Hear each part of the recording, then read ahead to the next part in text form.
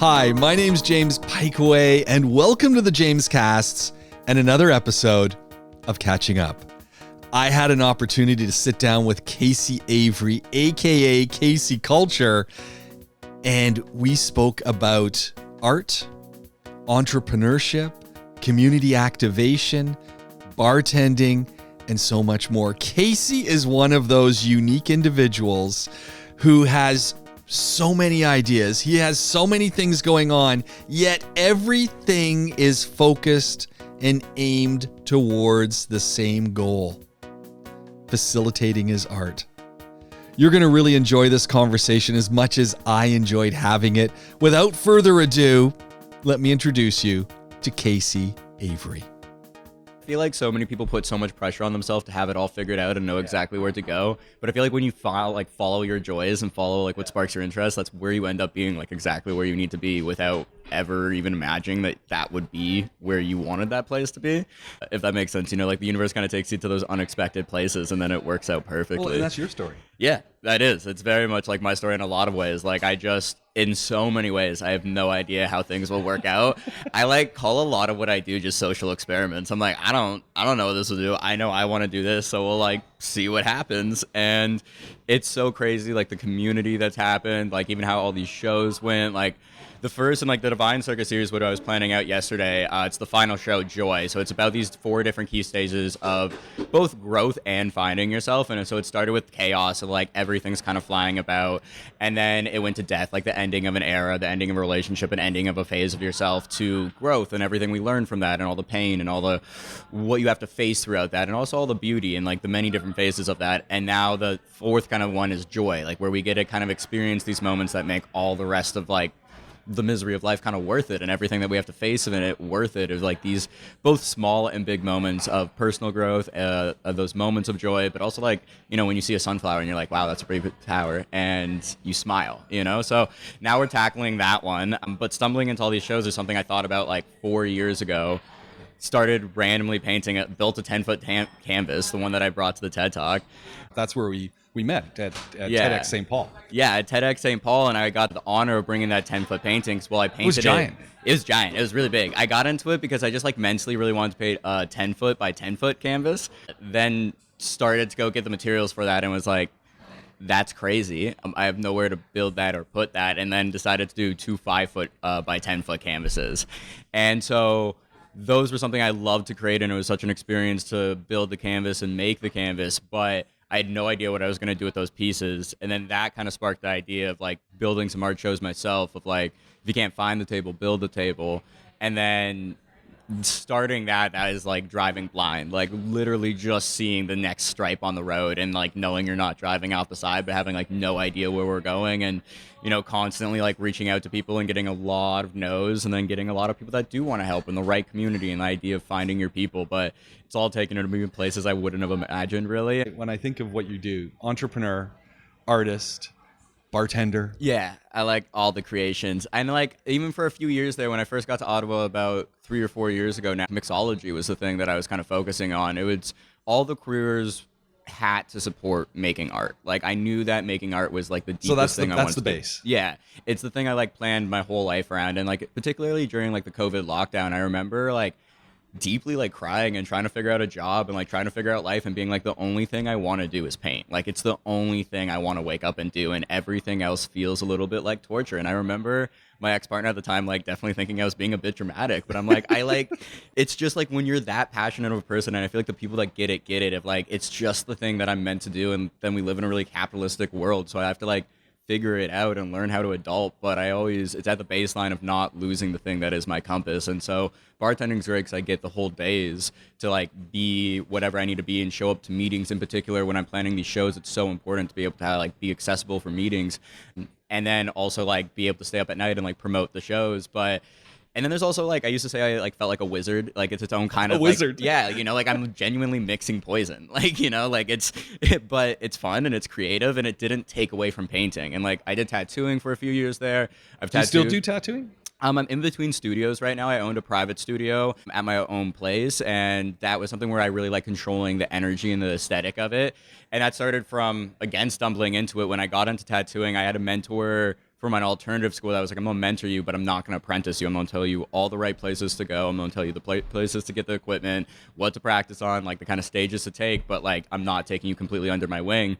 And then I moved from Toronto to a small town, and they had one tattoo studio with 3 spaces. Those 3 spaces were full. When I went to them, they just didn't even look at my work. And so I had just gotten out of a paralegal program just by chance of wanting to do that out of high school. And so I was really good at reading legislation. And so I read it, and I was like, oh, you know what? It's actually not that hard to open your own studio. You just need to pass the health board check. Hold on. And so I opened my own Bartender, studio. artist, tattoo artist. Yeah. You're working on a show. Yeah. The fourth part of that. Yeah, Joy is coming Joy. up. It's going to be, May 2026. Where does the paralegal fit in here? Well, when did you decide to study to be a paralegal? Well, like I was younger, and like it was a much different kind of era, and so it's actually funny of like how life all works, and the universe is going to get you where it kind of wants to in some way or another. And so I was supposed to. Such a wild thing. So it goes all the way back to high school to really explain that. Of when I was in grade 10, I used to like, go to high school like 1 day a week, and then I'd stay home the rest of the time and just like paint and like do my own thing. But I was really good at reading textbooks and like learning pretty fast. So I would teach myself what I needed to know. I also threw a lot of parties, so a lot of people told me stuff I needed to know. And so I was able to actually keep like a 75 average and never be at school. And so then the principal like every day would call me in and be like, hey, like this isn't working. I'm like, hey, but like it is. I actually have the average I need to get into university. I'm not failing everything. I'm on track to like graduate on time perfectly. Like I have all my bases covered, but they were actually an art school that people had to try out to get into. I just lived close enough. They had to take me. They were forced to deal with me. And everyone else at tryouts, they would like hold their tryouts and like their programs over their head. If their attendance wasn't matched, you'd get kicked out of the school. They had nothing like that over me, but I was really messing with their attendance record. And so like every day for like 3 months on end, I got called into the principal's office being like, hey, I think you'd succeed better at this school. And hey, I think I succeed better at this school. And I had so much fun saying no. Like I really knew they wanted to get rid of me, and I really knew they couldn't, and that like I was covering all my bases. But then I ended up like one day they were like Oasis Skateboard Factory, and that's like what I talked about in my TED Talk too. And I didn't say no, and I didn't say yes. I just was quiet when I heard that name, and they immediately printed out everything else because I had said no so fast to everything. Called the principal, like put in a good like word for me, like set up a meeting. Then I like stayed at that high school for another 6 months being like, I don't know if I want this. Life kind of blows up in its own way. I was like, okay, I'm ready for a change. We go to the school. It's amazing because I had like really not taken any of my like free periods because so many people thought I was going to fail and like kept my safety blanket, but then got really obsessed at my alternative school. I actually graduated early, and I graduated early and had applied to Carleton for political science. Now, with that whole wide wing story of why I went there, is with that extra time off between when I got accepted for political science and when I graduated early, I went and lived with my half-brother in Colorado, Denver at the time, and it was right before Trump got elected. And I really wanted to go into the base of all this with that mentality that we're more alike than we are different. We're byproducts of our environment, and like if we can like come together on the things that we have way more in common as humans than we'll ever have different, then we can find a baseline, and we can understand. If I can understand where you're coming from, you can understand where I'm coming from. And I went and stayed with a bunch of family that as a trans man voted for Trump. And it broke me a little bit. And the thing is, I heard them, but they never heard me. And you could see that there was never, like the conversations never moved forward. It always ended up being something where like I, can hold space for like another person's opinion, but like would end up needing to walk away from the conversations because I'm like, you're literally like arguing against my human rights and you're my family. And so I got back from that. I left. I was supposed to be there for 3 months. I'd always like really wanted to spend time with them. There was a whirlwind of family drama where we got separated for 10 years. So I was so excited to stay with them 3 months and ended up leaving after a month and a half. And like, was just like, hey, I'm going to go home for my sister's birthday. Like I can't do this. And what I noticed is my mental health was like dropping. And so by the time I got back from that trip, I was like, I don't know if I can do a politician thing. Like, I had been argued enough to know that like even the best politicians kind of have to make sacrifices to move forward. Otherwise we go into deadlock, and I didn't know if I could be that person. And then also was just like really overwhelmed by that experience in the States. And then also fell really in love right before I was supposed to leave to move to Ottawa. And I was like all around, I don't want to go. I was like at like 2 weeks out, or no, like a month out, I got the notification that I had missed the dorms because I didn't fill out my applications. And I was like, now I have to find an apartment too. And I was like, I don't want to do any of this. And 2 weeks before I was supposed to leave, the big base of all this is like my dad passed away when I was a kid, and his health insurance, as long as I was in post-secondary after 18, I'd get some benefits. I needed those benefits to stay in Toronto. There was no way that I could afford to live there on my own, and like just in general, like it was a really expensive city. I was still young. I was making minimum wage at best. Like it was like I needed help. And so I went to Trios College, like the college that shows you the advertisements like late at night. And I talked to them and I was like, basically, if you sign this paper, I'll take one of your programs. And they're like, I'll sign this paper. And I was like, I'll take your paralegal program. And it went from the base of people being like, you're really good at arguing. You're really good at debating. And I do like really hearing other people's side of the story. But then I went into paralegal and I was good at it. And I actually graduated with distinction and got offered a job out of my internship. But there was a moment during the internship where I had to build a case for somebody I could very much tell was guilty.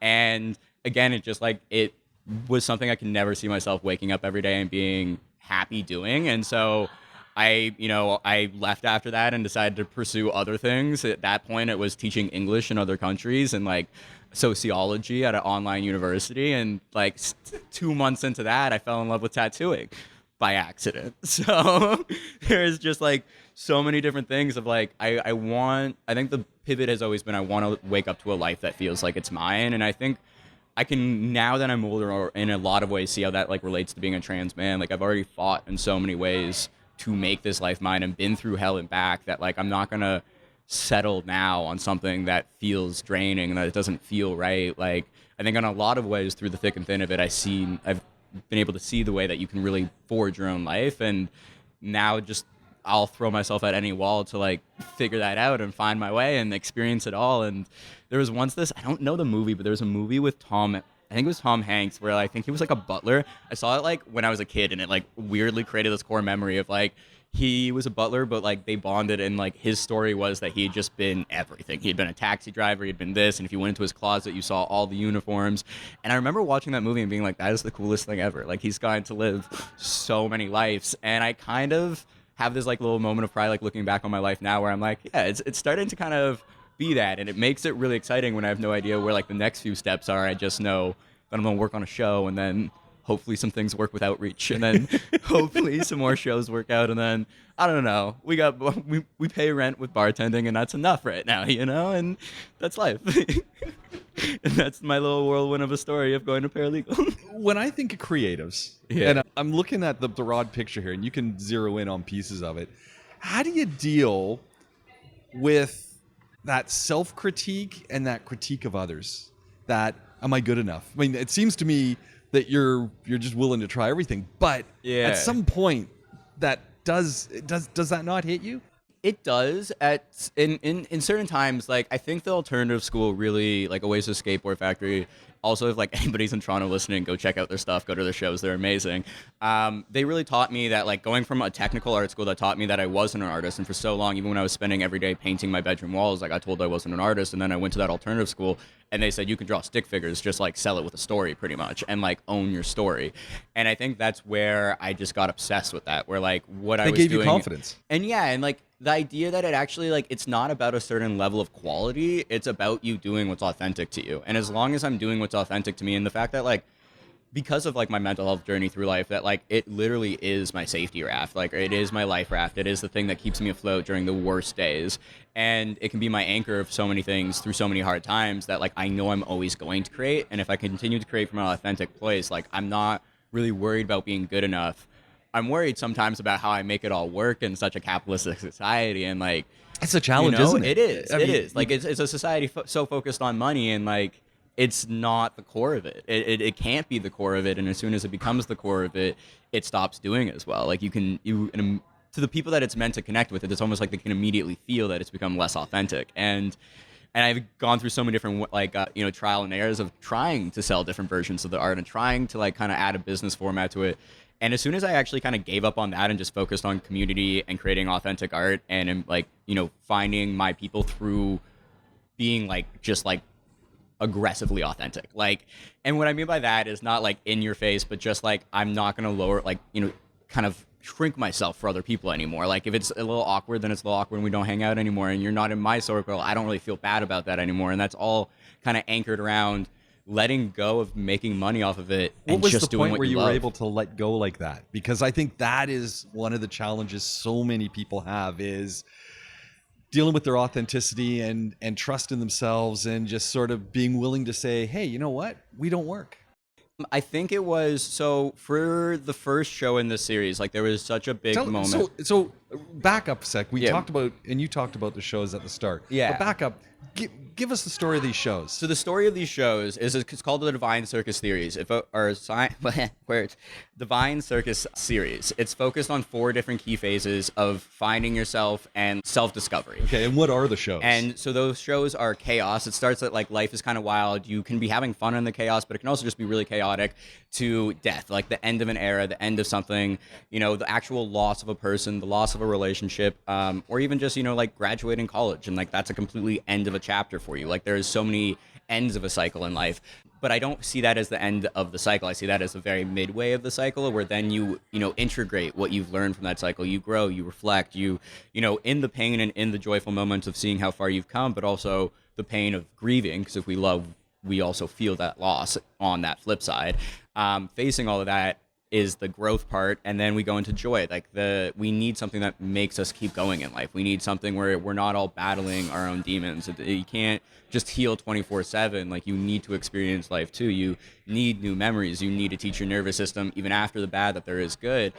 But also just like it simply is the thing that keeps us going. It's why we attach so deeply to love. It's why we like when you say like childlike play, even as an adult, you're like, that's because you hit this sense of just deep joy. Like we celebrate it as a society, and it's something that we just reflect on, like that idea of that deep breath of like, oh, this moment is actually beautiful, even if that's just like looking out at a lake where it's really peaceful. Like those moments of pure joy that we can experience, or we won't be that thing that like embraces us for the next like inevitable cycle, whether it's another issue that we're dealing with and healing in ourselves. And I've seen that reflected in myself, and like feeling like I'm healed, and then having a shitstorm of stuff happening, and then you're like, oh shit, I need to heal more. And that's kind of where that like cycle is shown, but also where like life can be really good, and then somebody you really love can die, and there's a whole cycle to becoming the person you are after that. And there's a lot of different versions of ourselves, and there's a lot of versions that kind of die, and then new ones are born, and there is that ghost of them that kind of lives in us, but they're not who we used to be. And so that cycle is really reflecting all of that, and the idea that growth isn't linear, but that it is a cycle, and that it is always continuous, and it's never you're going to be healed or you're going to be done. It's that there's going to be another thing, and it's going to be another cycle, and it's just evolution should be the goal of yourself. What's the reaction been? Really amazing, and that's kind Were of you surprised? Yeah, I think that changed everything. And I think it was that idea of, I've had this like spark of an idea 4 years ago. I actually did it, but also it wasn't alone. Like my co-producer Heather Williams was such a core part of this all coming together, and we met at the bar. And I remember the day that like we actually kind of started talking of like, she was reading a really witchy book. And I was like, that's really cool. I like your book. And we just like talked, and it was good energy.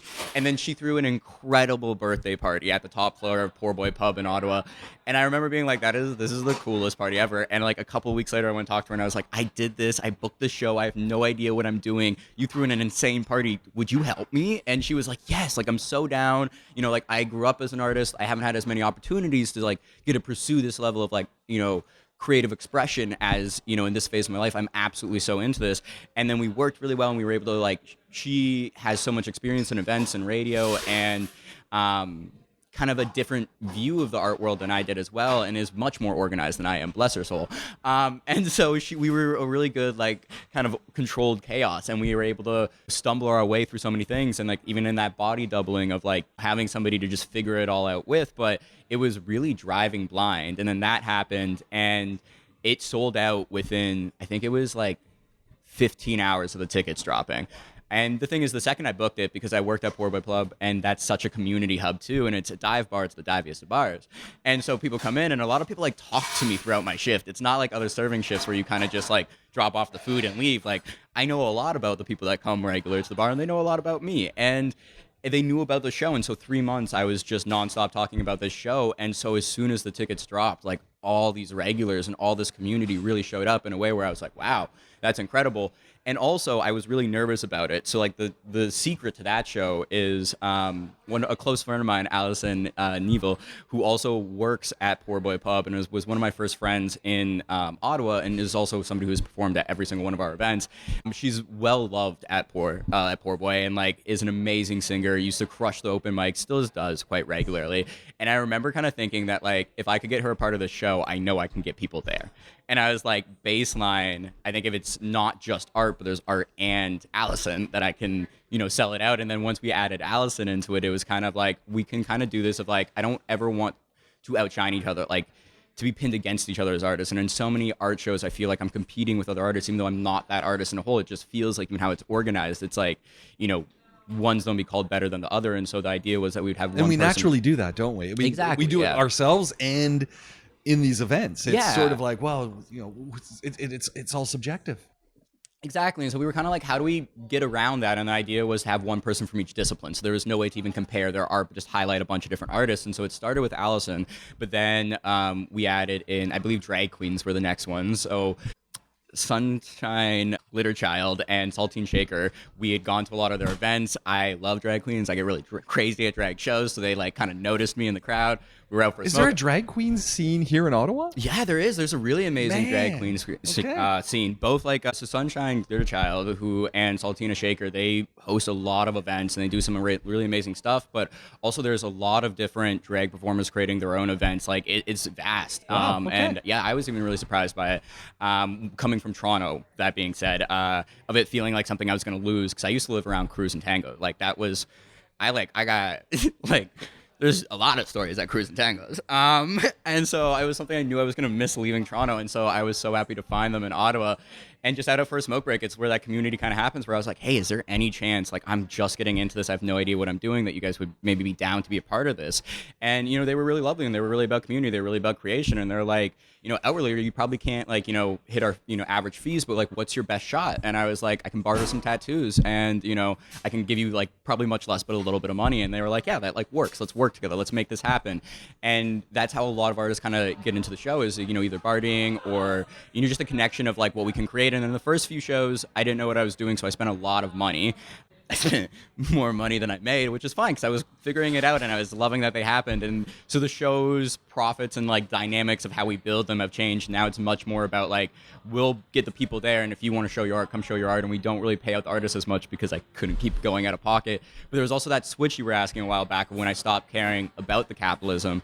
And it's like also when we started making Art and Tell free, and we made a lot of our programs like Pay What You Can, where what mattered to all of us was that people were there, that we were connecting, we were experiencing that collective joy and that collective sadness and getting to sit in all of it together. We didn't care about the money. And so with that adjustment, you also kind of need to adjust the people and like what you can give to people that are going to be a part of the shows. But what we see is this beautiful community that's just like really grateful to be a part of the shows and have a place to show their art. And a lot of the people that are part of these shows aren't a part of other shows in the city because it's all about tearing down the red tape. So a lot of the people that are a part of these shows aren't necessarily somebody that would believe or, have the time to fill out applications and go through this like resume process of what have you done with your art. It's much more like first come, first serve. Like you said, art's in the, beauty in the eye of the beholder. If you want to be a part of the shows, I think your art's awesome. Just like first come, first show, and like show up with your art when you need to. And like, I'm real happy about it.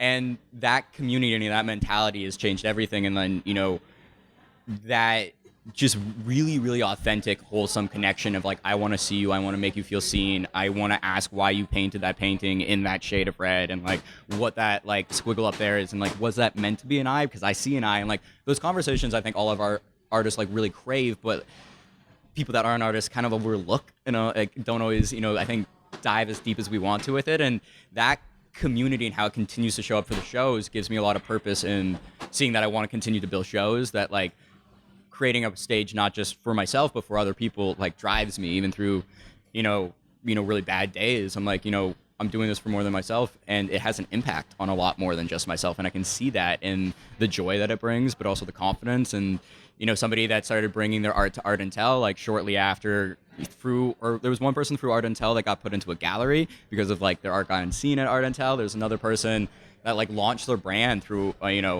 with Art and Tell. And like what I mean when I say that is like very early on Broaden was showing it off. And now is working with like Collective Art. Shout out Ralph. They're a great brand. And it's just beautiful to watch all each other grow. And so it's crazy. So how did Art and Tell happen? How did that first start? It was an idea I had. An idea sitting at the bar. Yeah, it was, and it was inspired by the open mic at Poor Boy Pub. Like, I love that bar. I preach it like a church. Like, I really do. And it's because of the community, and it's because of the way it. I think people can really be who they are there. And so I had seen this open mic where some nights it was absolutely like crazy, and some nights it was pretty slow, but no matter what, it was there. And I saw that the safe space it created, and in a bigger form than just like in a queer mentality, but in a we always are here for you, even if you're not on social media, even if you're not in the loop, even if you don't have a phone, even if there's an accessibility issue, like, you know that these people that care for you and have an open heart and even just a community sense of a community member are going to be there at this date and time. And you can see people flourish, you can see people's joy come out, you can see people take the first step into, you know, the unknown, and everybody kind of catch them, and it's really beautiful. And so I like, that's where I got the format from. But then I also just like nonstop like show people in my life my art. I'd constantly running up to people going like, look at this drawing and look at this drawing, and I did that because of that, and that's actually from that, and I took that from that, and they're like doing something, and they're like, and I'm like, no, but like this, and like a lot of it is bad timing, and don't get me wrong, I have a lot of people that are super supportive and care about my art, but it was kind of the mentality of like, I don't think I'm the only artist that feels that, and I think there's a lot of people that, even if it's not super serious, want to show off what they've made in the last month or just ever and get to talk about it with somebody that like is gonna ask follow-up questions. And so working at Poor Boy, I knew that, you know, the top floor of Poor Boy is, you know, free to rent, you just have to book it.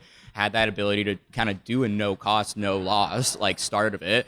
I'd already just had the success with Chaos, or we had, as a company, had the success, and community had the success with Chaos. So I knew I could get people there. I knew there was an interest, and I knew that it was still always in the base that we're more alike than we are different. I was like, I think if I have this feeling, somebody else is going to have this feeling, and they have. And there's a beautiful community is, you know, blossomed from that. And we've also seen that a lot of people that aren't pursuing art in a way where they want it to be their career, and it's a comfort point of like, I love creating, but like I also like am not going to do it as my job. I have no desire to do so. I think the recurring problem that I see a lot of the time is that they don't finish the projects because they don't have a reason to. And Art and Tell, like, I get that told to me a lot again and again. It's like, I'm so grateful because I have a reason to finish these projects and I have somebody to come show them to. And that seems to be such a good creative boost for so many people. And that in itself is like a hug, is like having, you know, a reason to create in that boost, because like creating art will save your life. And so, yeah, like Art and Tell is this idea that, you know, I can't be the only one that wants to talk and share about my art, and it's beautiful. And even for myself, like the last Art and Tell, like I shared poetry, and like I wrote poetry a lot when I grew up, but it's not the thing I'm confident in as a painter. And then I shared this like really deep poem and was held with so much grace, and I was like, wow, like that's so cool. And I think it unlocks a lot of boundaries of what we can create too. And now we've been doing it for over a year, and like that's wild. And I think you know, it's like ecstasy, the idea of like an idea is something from my head is now in the real world, and it fuels the fire of just continuing to build events like that. So yeah, that's how Art and Tell kind of came to be, and it continues to grow, and now the goal is to try to take it out to Toronto too. So start to expand it, and I think it's something that can help a lot of people. And my co-producer just moved to Toronto, and she knows how to run the program. We've worked with each other enough to have like kind of complete faith with each other, and so that branching ability is now there in a way that we've just stumbled into, and it's beautiful how it just like happens. Like when you work on what you're supposed to and you listen to your heart, like you end up where you need to be, which is the big challenge, isn't it? Because people just don't listen to their hearts. Well, we've been trained not to. You've been told, like, every system that we've been taught to value tells us not to value our heart. Like, literally, like, I hate to say it, but even down to most of the legal system. Like, it is throughout a lot of life, you're taught that if you don't do all these really hard things and push yourself to do something you don't like, you're going to screw yourself later in life. Like, and there is some truth to that. Like, I think one of the greatest lessons I learned is learn to do things you don't like doing. But that's in a sense of like, I don't want to wake up at 8 a.m. and do this thing that I need to do for my company before also doing this shift. Like, I don't want to do that, but I'm going to do that because I actually want to do it type of mentality, and not, I feel like if I don't show up and be, you know, a doctor, if I don't show up and work for the government, that like I failed, or if I like want to leave, that I failed. And I think so many people also, it's a huge reflection on the pivot, right? Like 2025 is a lot different than, 1990, and even if you could expect to stay in a career for 40 years, like it's just not realistic at this time. Like everything's changing so fast, and I think people get lost in the idea that they were supposed to have it figured out with a one and done, or maybe like two are done, and it's just supposed to be this continuous build, and not the idea that you're just mass farming skills to build your own raft to go wherever you want. And I think a lot of people just get in that like scarcity mindset of like, if I'm not doing this, I'm gonna sink. And I think it's scary as hell, but the truth is the universe shows up, and like things do work out when you bet on yourself, but also when you put yourself in a place where it has to work out because you've bet on yourself, then you make it work out. And there's these mentalities where like you choose your hard, right? Waking up every day to a job you hate is hard. Figuring out how to pay rent through art is hard. And, I've chose my hard and I'm happy with it, And I think it's just, people get lost in it. And I think an older generation has to play on that too. Like I have a really supportive, open-minded mom that, is neurotypical and figured that out later in life, and has, been taught a lot of those lessons and fed a lot of those lies of like what you were supposed to be, and she's seen how that affected her and didn't want to do that for her kids. But I also see a lot of my close friends experience that same pressure of like, oh, like art is an actual career, like be a graphic designer then. And the graphic designer is hell if you want to actually paint. Like it is. I tried it. And how long did you last as a graphic designer? Like 6 months. Like it was like something 6-8 months. I was working for a company that was also a startup, Kumo Promotions in Vancouver. Really great promotion company. They're doing really amazing. Create a lot of DJ-based events, and we were doing graphics for them, and it was something where I like pretty much no experience, but they also, it was like an internship type of thing. Like they didn't have money to pay, and it was like work whatever I can do to support you. Like put me on your resume. Like we'll put your graphics, we'll link you, we'll tag you, we'll support each other, we'll do those things. So I was like, I'm super down for that. That's where I'm at, and it was something where, with other things I wanted to do, it wasn't the creative flow that I wanted it to be. And like I'd worked on a few other logos, and like there's such a technical side of making a logo actually good when it comes into print and marketing and like color bases. And then there's like what looks good, and like, and it didn't excite me enough to ever really be able to get things done without it feeling draining. And while I could do it, I didn't like doing it. And it was always something. It always comes back to that, isn't it? It's like you can do it, but do you like doing it? Like it would be the thing where the deadline's coming up, and like then the ADHD stress would kick in like the night before, and I'm like, I'm gonna knock this out of the park. But like I did leave it to the last minute because I didn't want to do it, and then you cause that like stress on your nervous system, which I'm trying to work on in itself. And I was like, what? I think this cycle isn't really serving me. I think I'm gonna stop this. I think I don't like this, and I also I do everything without having the right tools. Like I think it's all about. Any tool in life, it like helps. What do you mean you don't have the right tools? I did all of my graphic design without ever learning how to use Adobe Suite. I did it all on Procreate and balancing things out, and it made my life harder. But I was able to mimic all the things without downloading Adobe Suite and figuring out all the buttons that really confused me. And so it was one of the ones where like I had enough tools to do the job, but I also wasn't interested in it enough to want to develop in it. And that's also a really clear sign of like, I think this is an experience worth having, but also not an experience worth continuing having. And yeah, it's great because I think it taught me a lot about like poster layout. Really struggled with that in the beginning of just like, put way too much on a poster. Like, I don't know. It doesn't feel like it was done ever at the beginning. And now I get that, and that helps the company. And now I don't have to outsource, creating posters for KacieKulture. And so it had its advantages. Love that I did it. Don't want to do it again. Tell me about KacieKulture. How does that form an umbrella around all of these things that you do? So a lot, and it's evolved so much. So KacieKulture started as Explore, Transform, Explore, which is like the first tattoo I ever got actually on my arm. And that mentality was based off of my mom and my sister growing up, where I watched them travel a lot. My sister went to Italy when she was 16 for a school trip, and my mom she is a hell of a story. I keep telling her she needs to write a book. I'll give little tidbits, but she fell in love with a Ukrainian politician when I was 12, and he flew her out a lot when I was 12, and she would come home and be this evolved version of herself, like my mom, in the most wonderful way, but I don't know, different, evolved. Yeah. And I noticed the same thing with my sisters. Anytime they left and came back, they were a new version of themselves. And it was this idea of that, like, I think anything that we explore, physically in this world, through culture, through, different ecosystems, through just different environments, through different social systems, to books, like to what we learn, does evolve you. It does change you. And I just started creating art around that. And that was just like when I got into the alternative school, they, the course, like to pass that school, you had to create a skateboard brand. And so we went to branding courses and they really pushed me on that. And then I got told that was a horrible name. They didn't say that, but that's what I heard. They said it's too long and wordy. And I was like, no, it's not. And then it went to ETE, and then it was ETE for a bit because I was like, I'm keeping it. I'll just listen to what you told me. And I very classically like that in a lot of life.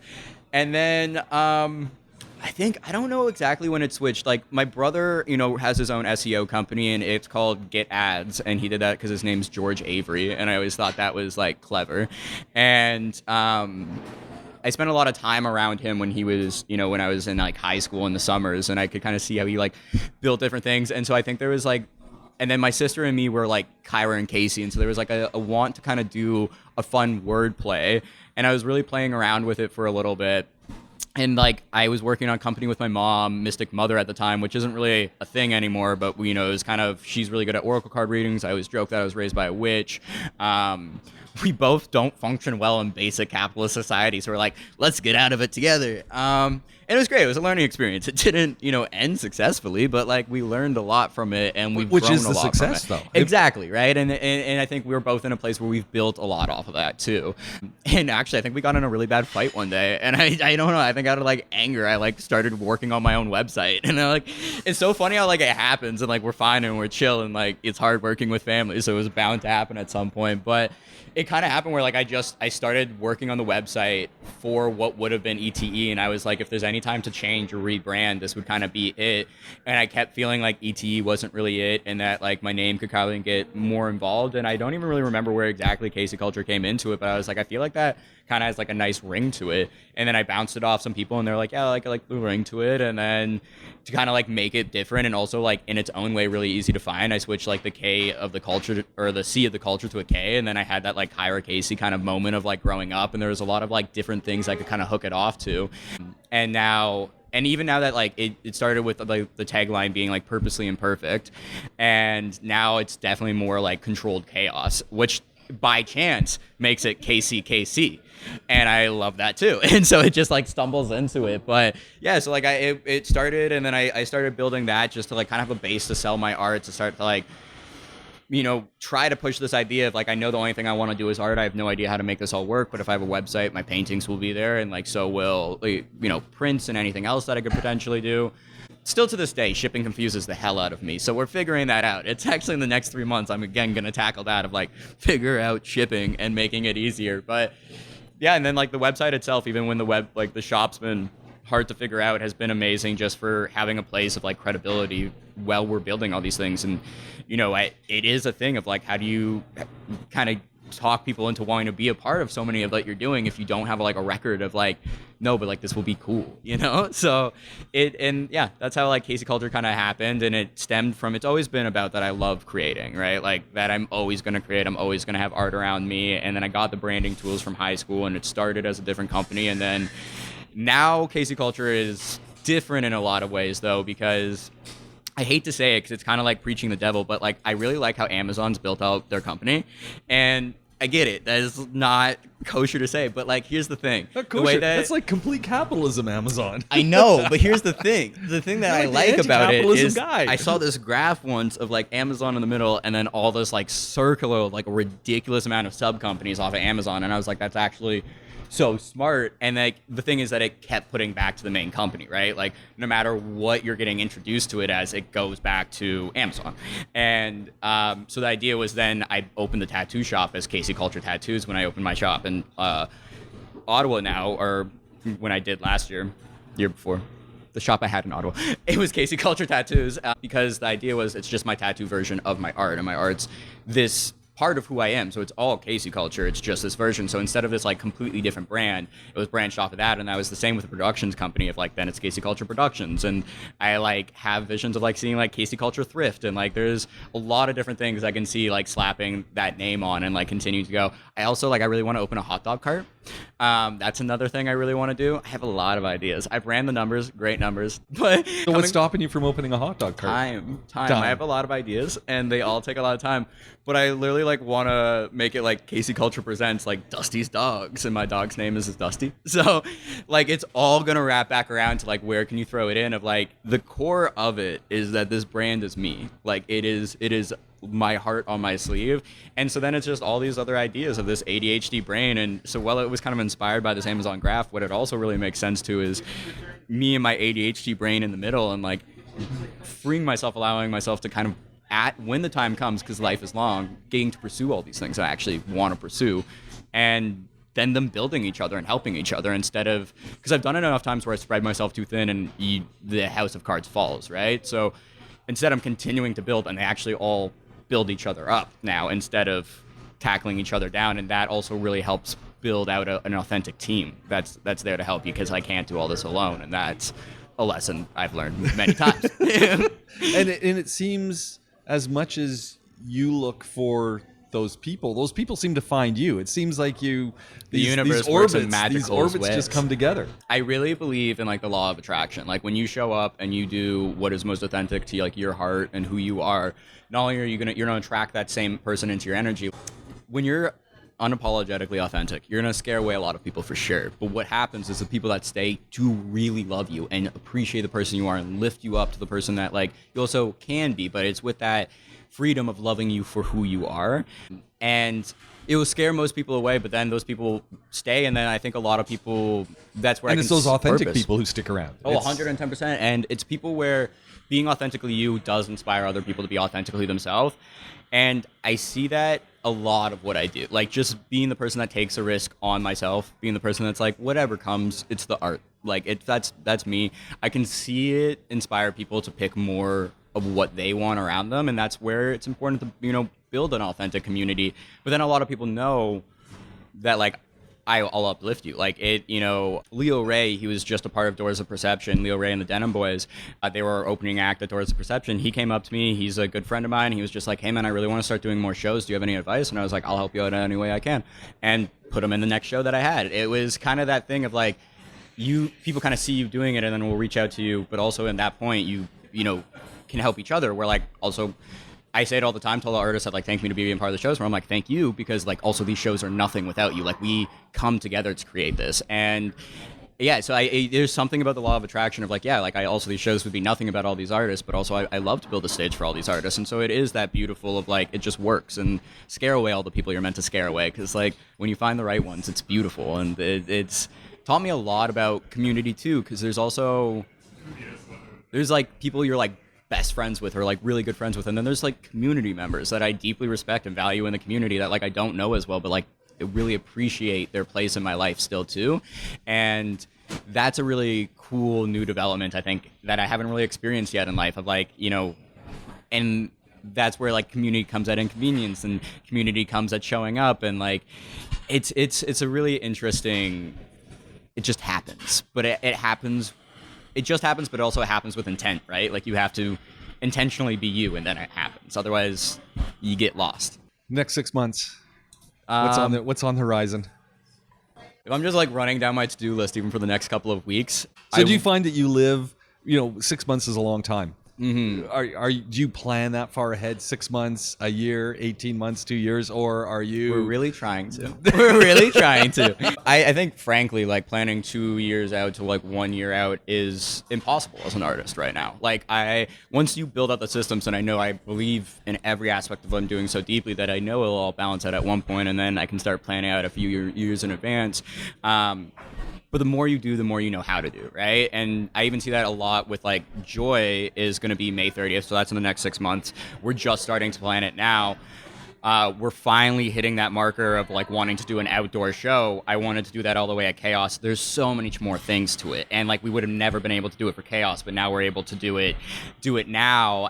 And so it's wild to how that kind of came to life, but like planning that out also is really hard, and there's so much life that happens in between that you're like, when do I have time to like be able to create this and commit to all of this? So there's a bit of like a fly by your seat that you have to be okay with. Which is why you need a partner who's hyper into planning. Well, like you definitely get like the deadlines of like, hey, this is where I think we need to have this, and then me balancing out with like, is this possible to like also be authentic to the goal and have a lot of different versions of like how we build out shows and the experiences of that.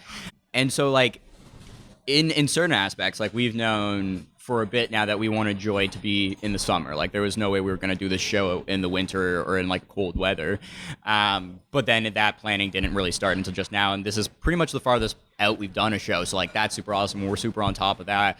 Normally my deadline is about 3 months. I'd say if you give pretty much any event 3 months of constantly telling people about it, you'll get a good turnout. Because the thing is, people want to show up for local events, but we all have life, we're all busy, we're all tired. If you don't plant the seed a lot, people just actually forget about it. And they want to show up, and it's nothing personal. But if you are there to like remind people a lot and have it kind of in their subconscious of like, oh, what's going on like, May 30th, Joy is. And you just say that for a lot. And I've definitely seen the difference in turnouts when I've been able to do that for like months on end to like, a month on end, and it is an impact. So 3 months is the deadline of like how long it will take to like start a show and like knock it out to a level that we want it at. But I have a lot going on all at once. So in like the next 6 months, like later this week, I'll be sending some emails to like continue to develop outreach programs. So unfortunately in the summer, but also like divine timing, I got fired. Well, the same day that my construction company found out that I was trans, I got fired without cause. And it's really... You were in construction as well? Yeah, I love construction. I love building with my hands. Okay. I was building fences throughout the summer. All right. Utterly loved it. Got brought in as like a junior installer. Within 3 months was a foreman of the company, or like leading my own teams, because I love it. I'm like really mechanically inclined.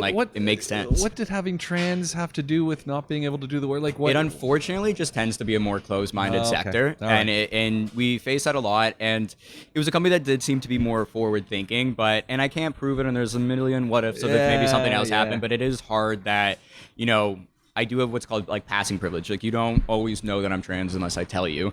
And so it wasn't something that I kind of consciously was like, I don't know if I want to bring this up in this setting.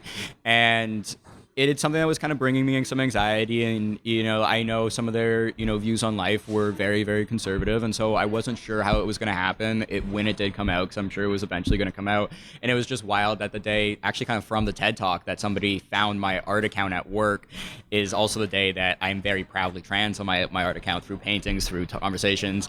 And I got promoted the week before and then fired the week after for no reason. And so the same day that my art account was found. And I was like, it's really hard not to. And I've definitely sat with like, I don't know, is that real? Is that actually why? But then also kind of like knowing in your gut that like something was off. And I remember I texted my girlfriend as soon as the person talked to me at work. They're like, oh, I found your art account. And the person that found it was super hyped about it. And I remember being like, I have such a horrible feeling about that. Like, I don't think that's a good thing. And that's where I'm back there now. But, I do just like so much from just a number of different things that that I plan out things differently. I forget how I even mentioned the construction thing. Oh, there was the outreach. So that, because of that whole situation, it really inspired me I want to work specifically with trans outreach and queer outreach programs, and kind of focusing. There was so much of this mentality for so long of doing all these jobs to fund what I actually love doing, until that kind of takes off. And there was this kind of click of a moment, inspired by somebody in my life being really ambitious and like going for a job that's like technically outside of their schooling, and they applied for a job they didn't have the bachelor for, and they got it, and like got more than they were asking for. And like I was like, that, you're so badass. And they're like, yeah, because lived experience is a lot, and something where lived experience is a lot, even in the job descriptions, is outreach. And something my life, for better or worse, has exposed me a lot to is a lot of the people that outreach affects. And, that goes from unhoused people to like queer people to, even addiction. And so because of this like lived experience that I've, been around in different, phases of my life, and then this want to help, and like I definitely feel like I'm a person that has like a call to service. I know I feel more fulfilled when I'm doing things for more than just myself, and like this idea of like a better future. So then, because of everything that happened in the summer, I started doing these, figuring out how I can do outreach and do it without the schooling for it.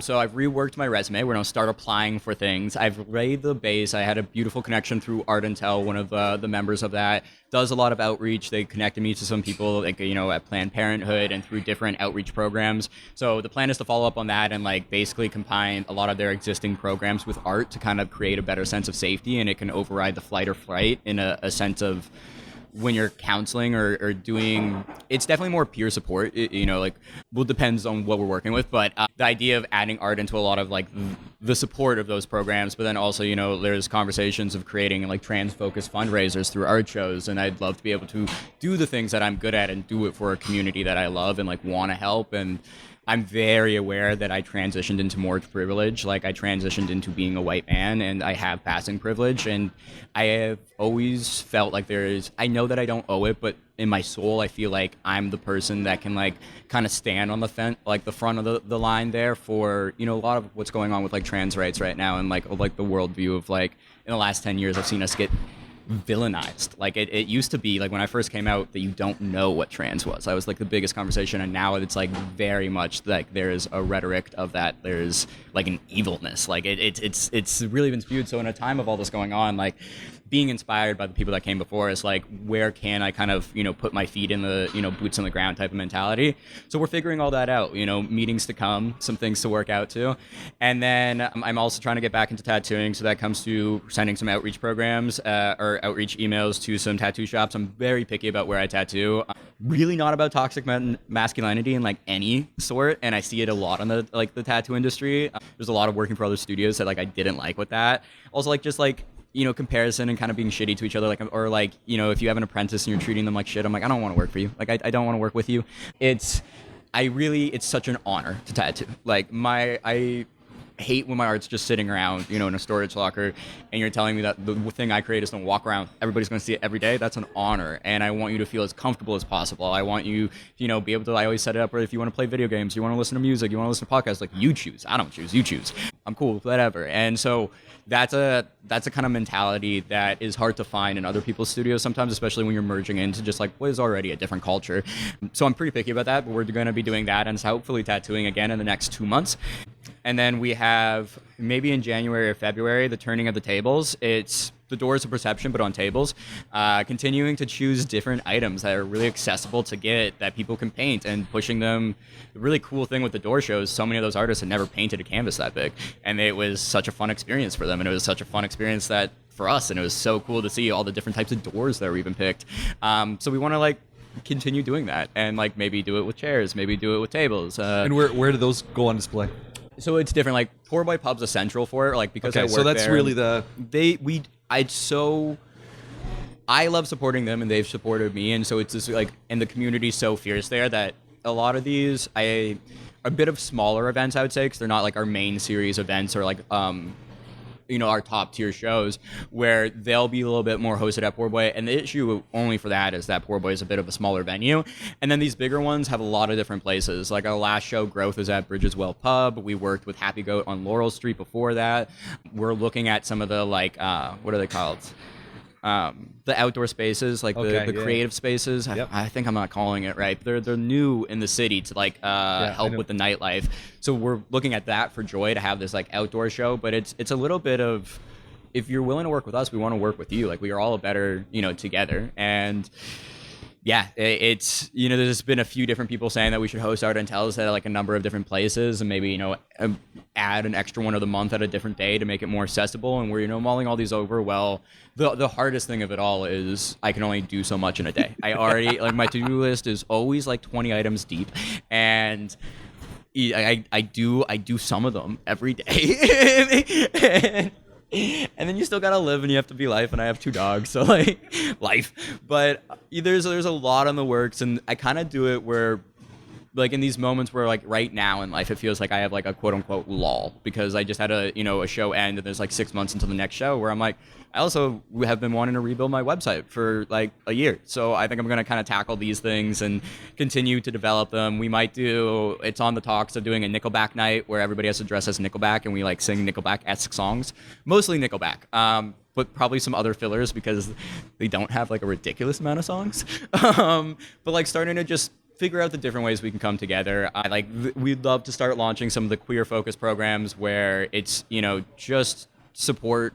One of the big ones is just queer support through different ages where it focuses to start on like kids anywhere from like 0 to 5 where I just do art with them, and then my mom has basically a support group for the parents. Because when you want to be a really good parent, but you don't know what's going on, and there's a world of things going on around you, sometimes you just need to talk to somebody that's been through it.